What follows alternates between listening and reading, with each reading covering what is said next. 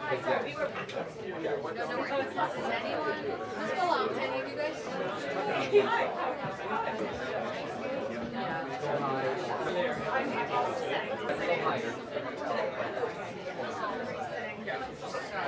I realized I'm not dressed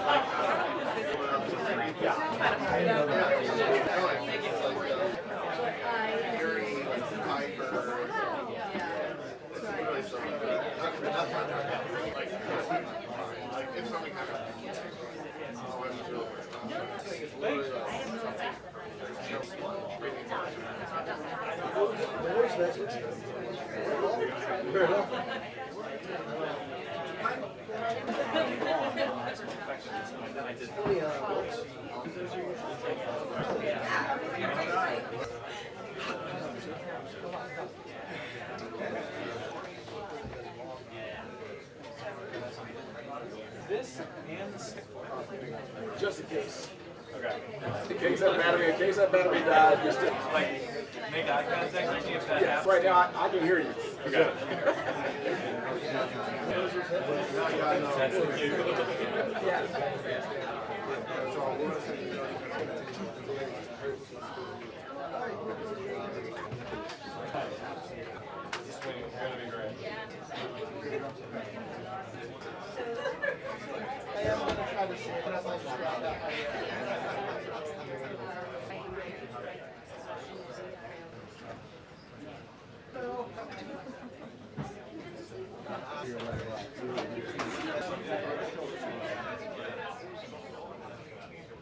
Oh, she's coming.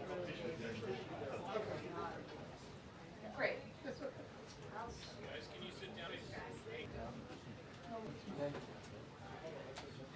Hey guys, can you sit for me, please? All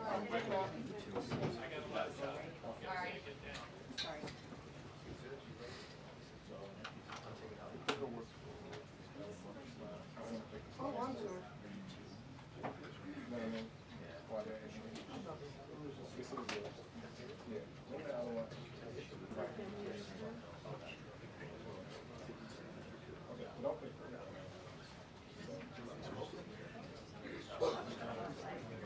Huh?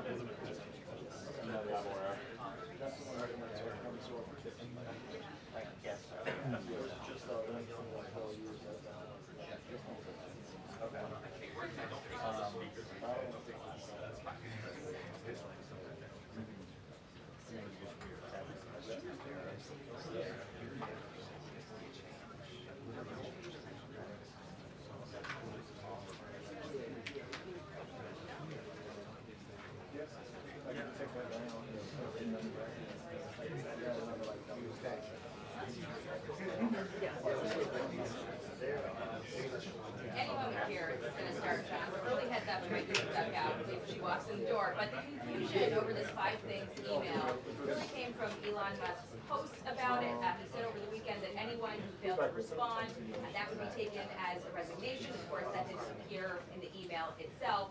And then just after OPM cleaned up the messaging on that yesterday, clarifying that agencies have the final authority on what, if any, consequences people should face for not replying, Musk posted to X, quote, "Subject to the discretion of the president, they will be given another chance.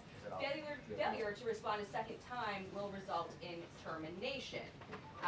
Many White House officials reject the notion that there are conflicting directives and that this is at all confusing.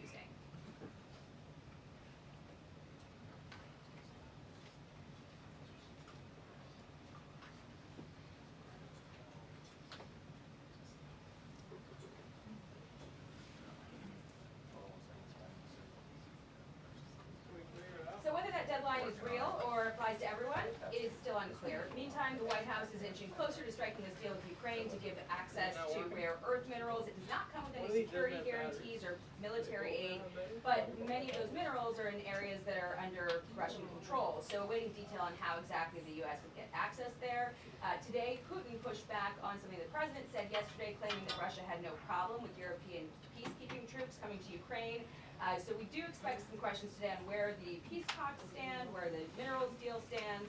It might give us an idea of why the president has hesitated to poke the bear, declining to refer to Putin as a dictator yesterday or explain why the U.S. voted with Russia against 2 UN resolutions, calling Russia the aggressor in this war. So maybe we'll get a better idea of the strategy there and where things stand. Okay.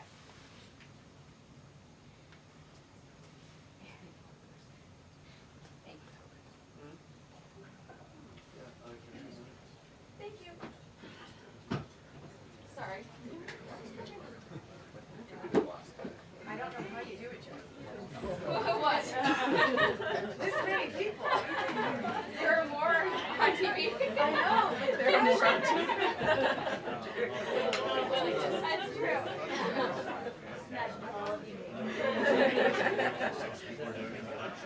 Getting those call How are you?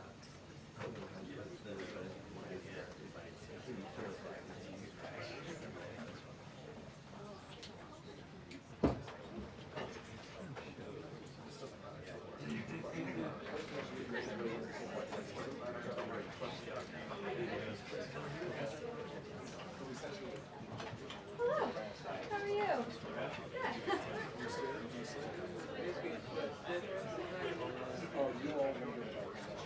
I was going to be, but I just said. Oh, no.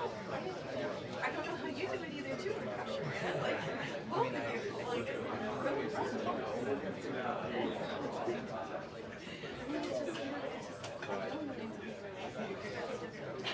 More of us sitting around talking, right? Like, you think it's easy now when it's like all the time? That's so interesting. I know, but right, I find it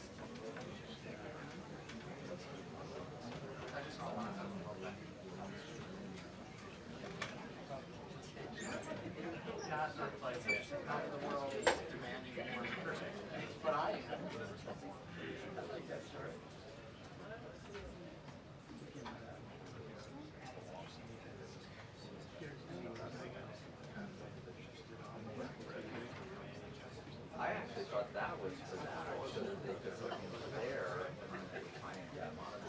Clearly, they don't know about it. It's going back to the lockup.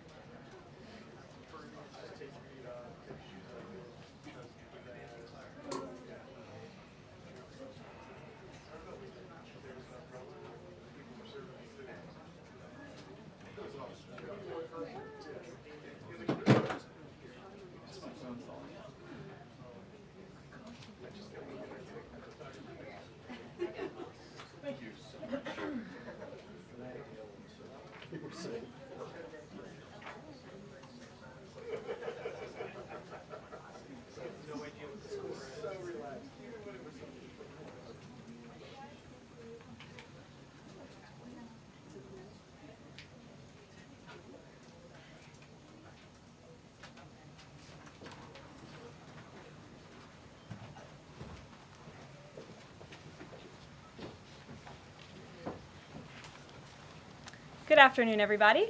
Good afternoon. How are we today? Good. During his inaugural address, President Trump promised that America would be a manufacturing nation once again, and liberal pundits mocked him for it. But those critics were proven wrong once again. On the heels of President Trump's Oval Office meeting with Apple CEO Tim Cook last week, Apple just announced its largest ever commitment to American jobs and industry, with plans to spend and invest more than $500 billion in America over the next 4 years. Over the course of the current Trump administration, Apple plans to hire around 20,000 new workers, creating high-paying jobs right here in America. And the investment isn't limited to one specific region of our country. Apple teams and facilities will expand all over our country in Arizona, California, Iowa, Nevada, North Carolina, Michigan, Oregon, Texas, and Washington. With President Trump in charge, America is open for business. Apple CEO Tim Cook said it best in the company's announcement. We are bullish on the future of American innovation. On top of this incredible Apple announcement, President Trump already announced more than $1 trillion in pledged investments into the United States. And on another important note that the American people entrusted President Trump to fulfill, this administration's efforts to seal the border continue to prove extraordinarily successful. In President Trump's first month back in office alone, illegal border crossings hit lows not seen in decades, down 94% over the past year, while interior arrests are up 134%. And this past Saturday, this is a significant statistic that I wanted to share with all of you, there were only 220 illegal border crossings on Saturday. This is a 15-year low. Think about that in comparison to the amount of illegal border crossings we saw under the previous administration. Fox recently reported that a San Diego migrant shelter is closing its doors after saying they have not received new asylum-seeking families or individuals since January 20th. We all know what happened on January 20th, don't we? And yesterday, New York City Mayor Eric Adams announced that the massive Roosevelt Hotel migrant shelter in Manhattan will shut down in the next few months. We're also seeing a reverse migration effect. There are now verified reports from the Associated Press of migrants abandoning their journey to the United States and heading back home.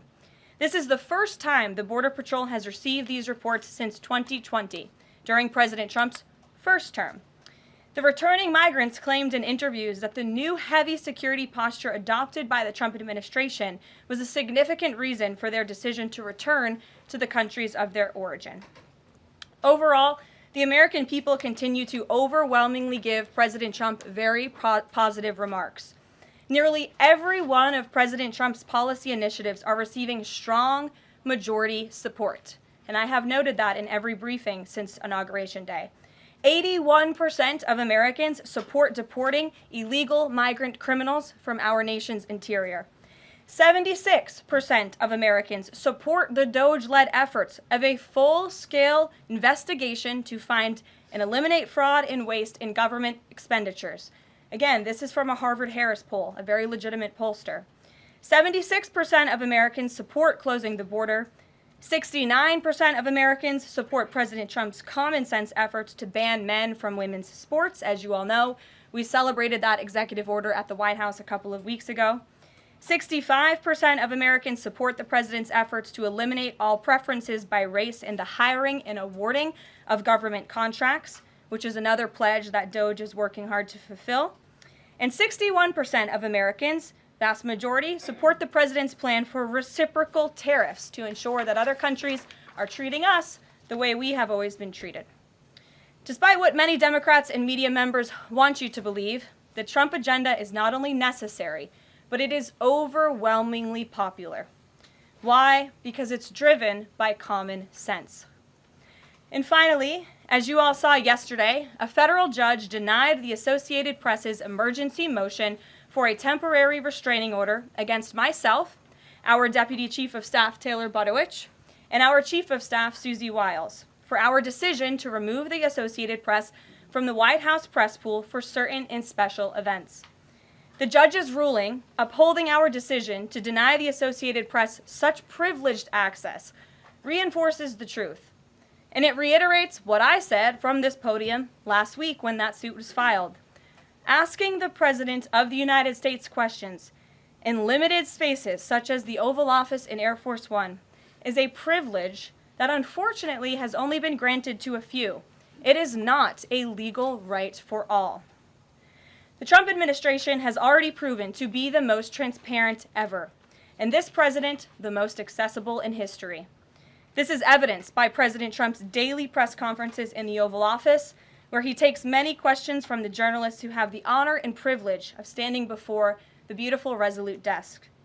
The president and this entire White House are committed to ensuring the American people continue to receive this same level of historic transparency, access, and visibility.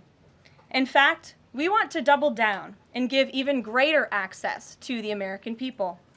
We want more outlets and new outlets to have a chance to take part in the press pool, to cover this administration's unprecedented achievements up close, front and center. As you all know, for decades, a group of DC-based journalists, the White House Correspondents Association, has long dictated which journalists get to ask questions of the President of the United States in these most intimate spaces. Not anymore. I am proud to announce that we are going to give the power back to the people who read your papers, who watch your television shows, and who listen to your radio stations. Moving forward, the White House press pool will be determined by the White House press team. Legacy outlets who have participated in the press pool for decades will still be allowed to join, fear not, but we will also be offering the privilege to well-deserving outlets who have never been allowed to share in this awesome responsibility. Just like we added a new media seat in this briefing room, legacy media outlets who have been here for years will still participate in the pool, but new voices are going to be welcomed in as well. As part of these changes, we will continue the rotation amongst the 5 major television networks to ensure the President's remarks are heard far and wide around this world. We will add additional streaming services which reach different audiences than traditional cable and broadcast.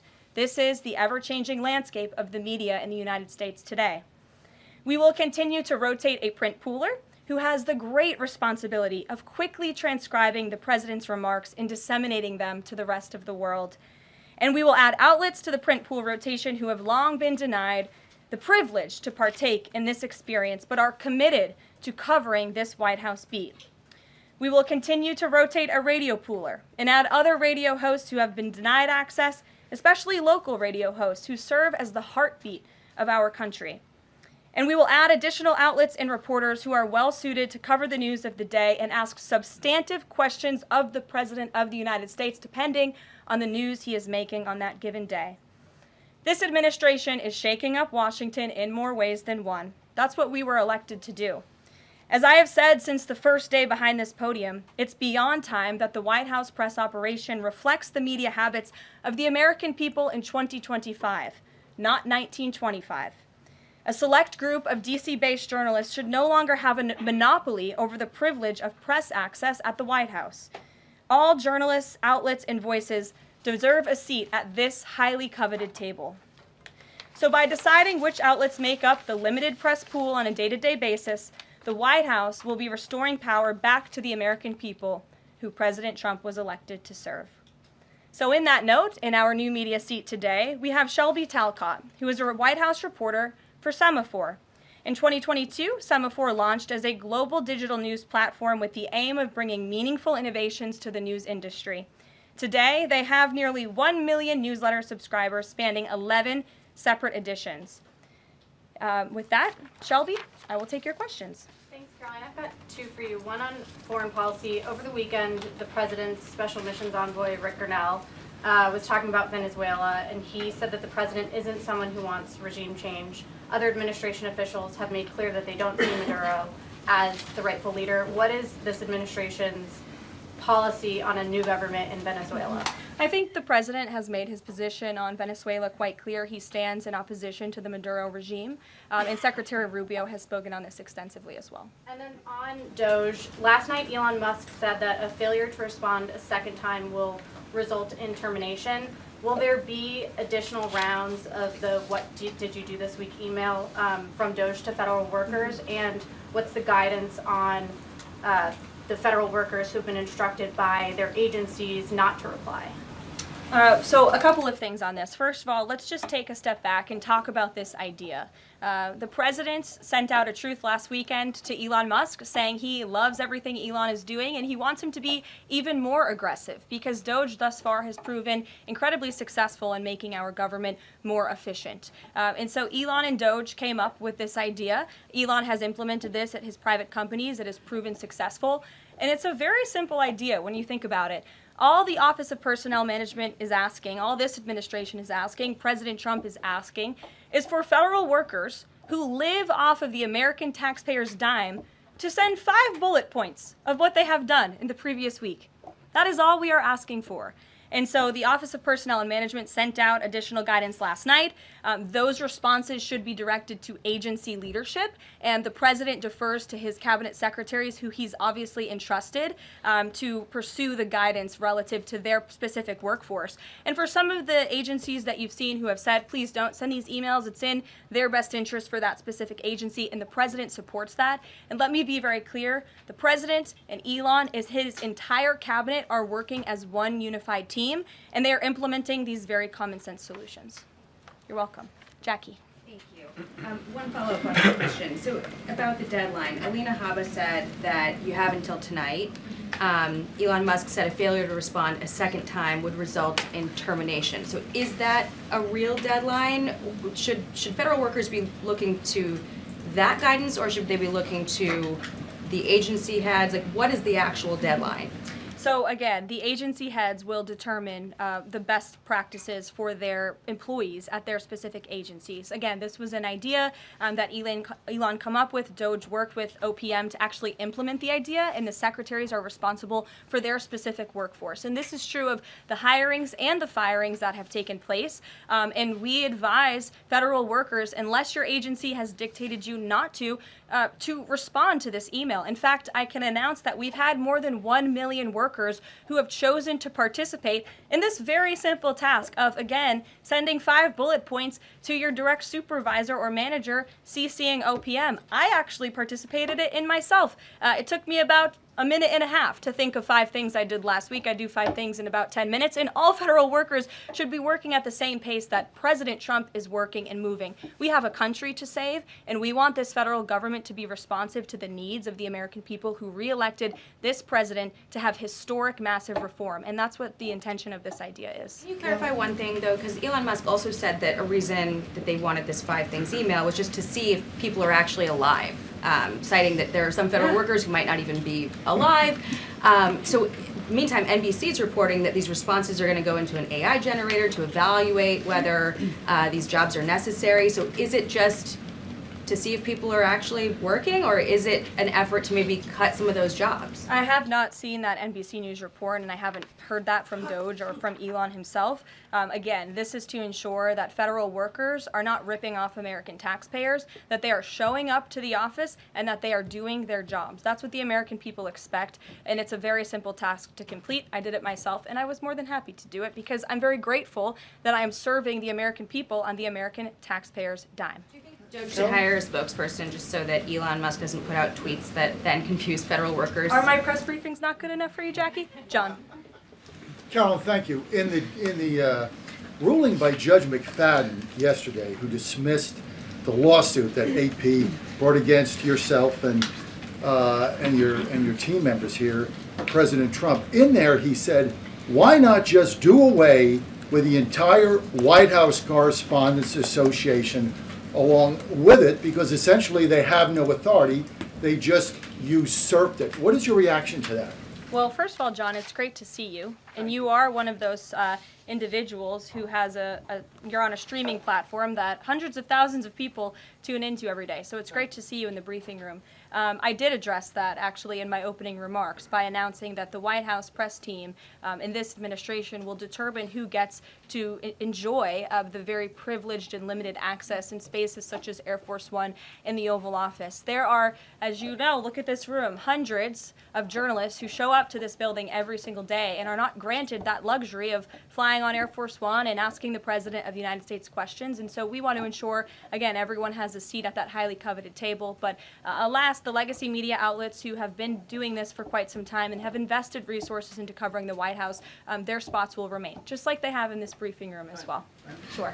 Steve. Could you give us an update on the negotiations around the Ukraine minerals deal, and when is President Zelensky going to come visit? So the president talked at length about this yesterday, the critical minerals deal with President Macron, and in the more than hour-long press conference he gave all of you in the Oval Office himself.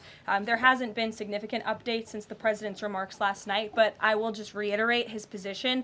It's critical that this deal is signed. He expects President Zelensky to sign a deal. This is to recoup American tax dollars that have been funding Ukraine's national defense. And it's also great for the Ukrainian people who have been put through hell because of this war. And it will create a lasting economic partnership as Ukraine will need to rebuild their country because of this brutal war. And just to follow, is Steve Witkoff delayed his trip to the Middle East so he can concentrate on this minerals deal? I don't want to comment on Mr. Witkoff's travel plans or read anything out just for obvious reasons, but he, remains very much working. That man is working around the clock to secure this deal with Russia and Ukraine alongside Secretary Rubio and Secretary Bessent, General Keith Kellogg. He's also working very hard to secure a peace deal in the Middle East as well. So God bless him, and he's working alongside the president every single day. Sure. Thanks, Caroline. The president's executive order creating DOGE called for the naming of a DOGE administrator. Who is the DOGE administrator? So the president tasked Elon Musk to oversee the DOGE effort. There are career officials and there are political appointees who are helping run DOGE on a day-to-day basis. There are also individuals who have onboarded as political appointees at every agency across the board to work alongside President Trump's cabinet to find and identify waste, fraud, and abuse, and they are working on that effort every day. So is Elon Reagan. Musk the administrator? Reagan. Thanks, Caroline. I have two for you today, one on the border wall and one on the DHS investigation. Sure. First on the border wall construction has restarted in Texas and California under contracts awarded under Trump's first term. Is the president looking to secure new contracts, and how is he defining success in terms of border wall construction this administration? The border wall is a signature promise of President Trump's campaign. He talked about it way back in 2015 and 2016, and people laughed at him for bringing up this idea. It's proven to be not only an idea that he delivered on in his first term and continues to deliver on in his second term, but it's also proven to be highly effective. In fact, we know where there were parts of President Trump's border wall built and standing under the previous administration, illegal border crossings dropped 87% where there was a border wall. So the wall is an incredible deterrent factor for illegal migrant caravans. The president is committed to the continuation of the construction of the wall. And the previous administration actually sold off the resources that the Trump administration secured to build the wall. And that's an egregious misuse of the American taxpayers' money. They just let those resources rot on the southern border. They actually sold them for pennies on the dollar. So this administration, DHS and ICE and Customs and Border Patrol and Tom Homan and all of the great people who are working on this effort are committed to continuing the construction of President Trump's border wall. Investigation into people who might be leaking within the administration. Will the White House release the names of the individuals that DHS Secretary Noem said were caught leaking details of the ICE raid? And can you share how many leakers have been caught so far and what agency they were a part of? I would defer you to DHS on the leakers that they have identified, but I know the president and this White House commend Secretary Noem for launching an internal investigation to identify those leakers because it's unacceptable for career bureaucrats who are standing in the way of the will of the American people and enacting President Trump's agenda.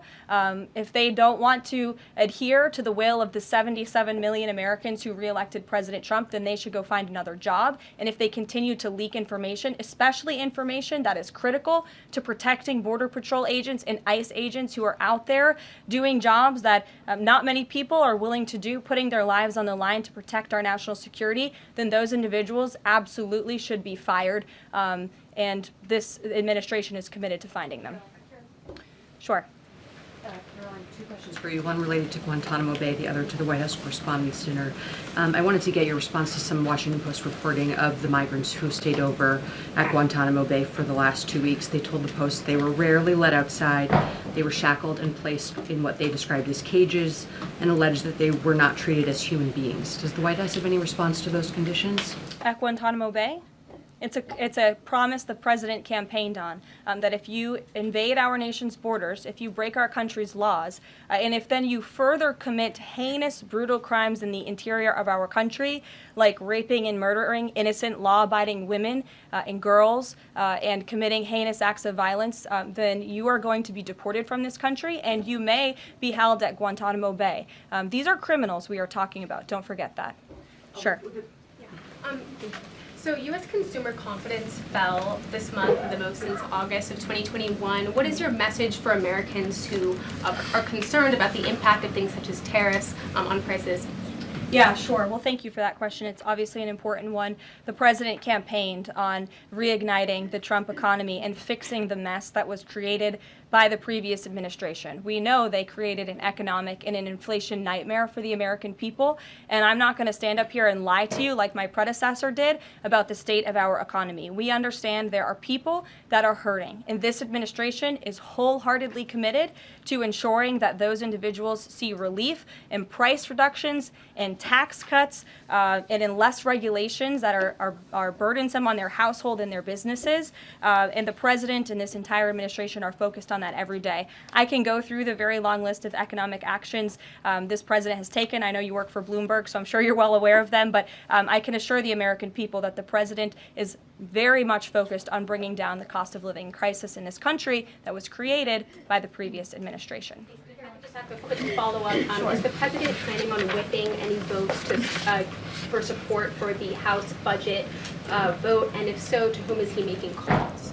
I'm not aware of any calls that he has made. I did talk to the president about his position on this just before coming down here, and he said that he's made it very clear to the Hill what his priorities for a budget are. He's said it to the Speaker of the House. He said it to Leader Thune. The Senate and the House know what President Trump wants and know what the American people want. And so he expects Congress to get it done. He's looking at the proposal from the House. He will also be looking at the proposal that I believe the Senate is drafting up as well. Sure. Thank you, Caroline. I have two questions. Does the United States, I'm sorry,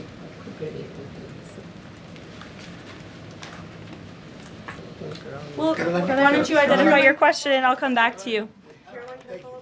Sure, go ahead. Thank you. So, what guarantee that Israel will withdraw from Lebanon soil after 2 weeks, as the ceasefire terms indicates?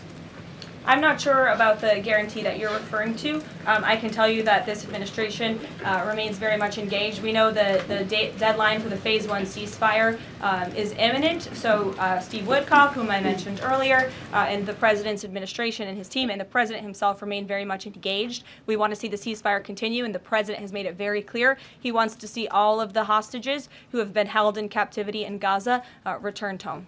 Jeff. Carolyn, I was wondering if is Elon Musk going to attend the president's first cabinet meeting tomorrow? He is, as a matter of fact. I spoke to the president about that before coming down here as well. And Elon, considering he is working alongside the president and our cabinet secretaries, this entire administration will be in attendance tomorrow just to talk about DOJ's efforts and how all of the cabinet secretaries are identifying waste, fraud, and abuse at their respective agencies. We look forward to the meeting tomorrow, and I think you'll be hearing from the president and his cabinet where they're on campus tomorrow. I hope you guys are excited. Since some of those cabinet members were caught off guard by the email from Saturday. Nobody was caught off guard.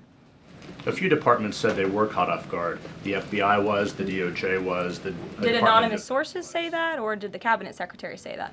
The cabinet secretaries and others have said that they were not aware that this was happening. So I'm wondering, will there be a give and take tomorrow at the cabinet meeting? Is Elon Musk or the president open to any type of dialogue about who is actually in charge of the chain of command of these workers? I would reject the premise of your question, Jeff. The cabinet secretaries have not said that. I know anonymous sources, probably career bureaucrats, have leaked that to many of you in this room.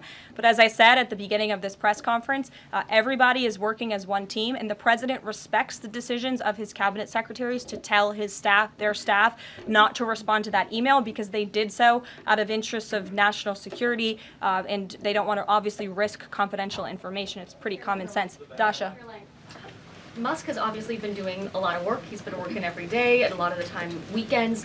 He is designated as a special government employee, which means that he can only work 130 days per year. Is the White House expecting him to limit his work to 130 days, or are you going to work around those rules? Do you want to see him extend beyond the 130 days? So today is February 25th, so I think we've been here about 35 days, roughly. So ask me in another 100 days. Daniel. Caroline, thank you. You opened up with a major announcement from Apple $500 billion, 20,000 jobs, doubling its advanced manufacturing fund. Yeah. What does that signal that such a global brand would make what it called its largest ever spend commitment just a month into President Trump's second term? What does that signal about his economic vision for the country? President Trump is a deal maker, and he has restored confidence in business leaders around this entire world. Apple is one of the largest companies on the face of the planet. They employ hundreds of thousands of Americans, but the president wants to see more Americans employed, more investments here in the United States of America. And this is another fulfillment of the president's campaign promises. I recall President Trump at his rallies on the campaign telling the world that if and when I am elected, America is going to be back, and we want your investments to be driven onshore. We want you to hire American workers, and you will have the lowest regulatory burden, the lowest tax cuts, and the president has already proven he's committed to slashing regulation. He's counting on Congress to implement those tax cuts. And so people are encouraged by the president's, again, as Tim Cook called it, they're bullish about American innovation because of the leadership of this president. And it's a stark contrast to the leadership of the previous administration, Joe Biden, who I don't think spent any time trying to recruit any investments or jobs here at home. Mary. We're hearing from some Republicans who are voicing concerns about how these cuts are being carried out. Congressman McCormick, a Republican from Georgia, tells us he's worried it's too rapid for real people to adapt to. And he says he's concerned that it could come off as discompassionate, in his words, that it could risk undercutting the strong message that he feels you're trying to send about the need to cut government waste. Well, I think that was one comment from one senator, and I think, as I cited in my opening remarks in the poll, the most important people are the American people, and 77% of Americans at home support a full investigation into the waste, fraud, and abuse that the federal government has been spending their tax dollars on. So that's the people the president cares about most, and that's why we're fulfilling this pledge. And again, it should come as no secret to anybody. The president campaigned on doing this. The president yesterday said if you don't respond to this email, you will be fired or semi-fired. What does he mean by that? Again, I've been asked to answer this question 3 times now. It is semi-fired.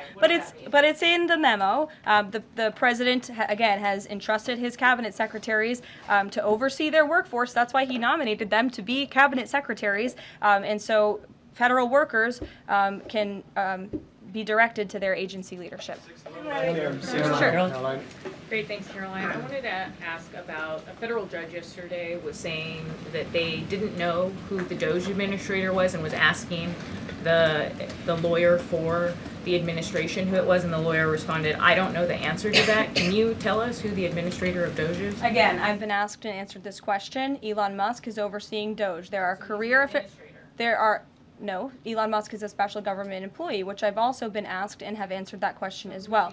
There are career officials at Doge. There are political appointees at Doge. I'm not going to reveal the name of that individual from this podium. I'm happy to follow up and provide that to you. But we've been incredibly transparent about the way that Doge is working. John. The Republican budget.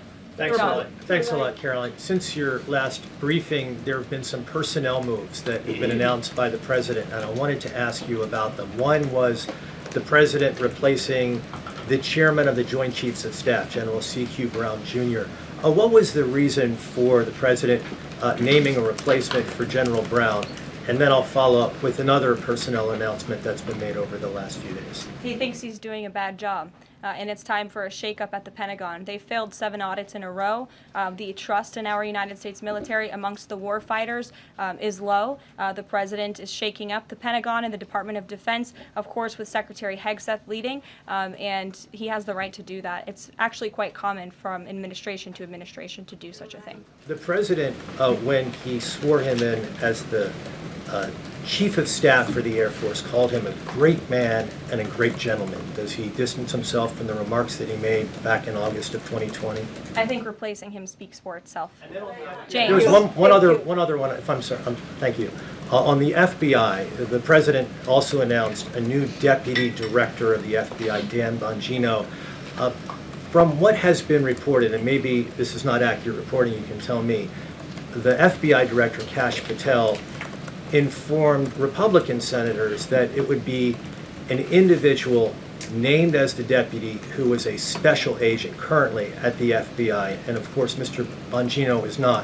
What was the reason for naming Mr. Bongino to this position, and was Mr. Patel not correct in making that assurance to those senators? I'm not sure if anybody in this room has listened to Mr. Bongino when he talks about the past corruption at the FBI, when he talks about his experience serving for the United States Secret Service. This is a man who loves his country and who has honorably served our country in ways that many people have not. He understands the depth of the corruption at these institutions, which the American people re-elected President Trump to shake up. And I think it's quite despicable to see many networks in this room who have had chyrons on their television screens labeling Mr. Bongino as a far-right podcaster.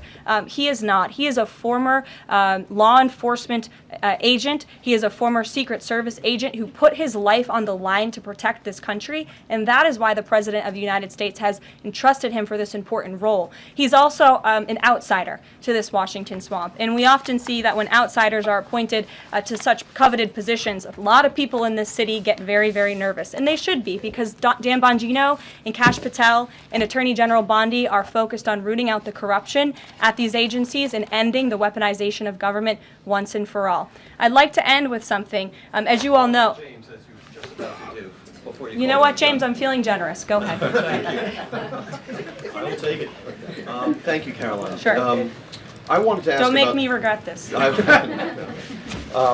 wanted to ask about the Macron visit and the Russia-Ukraine talks in general. Sure. It's pretty clear to my eye that President Macron was performing a kind of delicate dance, lavishing praise on the president while seeking in his own remarks to try to bind President Trump to positions and even specific language that the president has not committed to heretofore. One of the most bracing comments from President Macron was when he said that the deal that President Trump is negotiating with the Russians must not be, quote, a surrender for Ukraine. All of the public points that we have heard from President Trump, from Secretary Hegseth, and from other administration officials talking about these negotiations have averred to, quite openly, to concessions from the Ukrainians that will have to be made. The minerals deal, the abandonment of their NATO ambitions, and other elements. So far, we have not heard any administration official suggest a single concession that the Russians should be prepared to make. And so I wonder if you could assure us, at a minimum, that this negotiation process will not be as one-sided as the Europeans seem to think it is, that in fact, President Putin will also be made to engage in some concessions to reach this deal. Well, I think the president knows how to make a deal better than anyone who has ever assumed the office of the American presidency.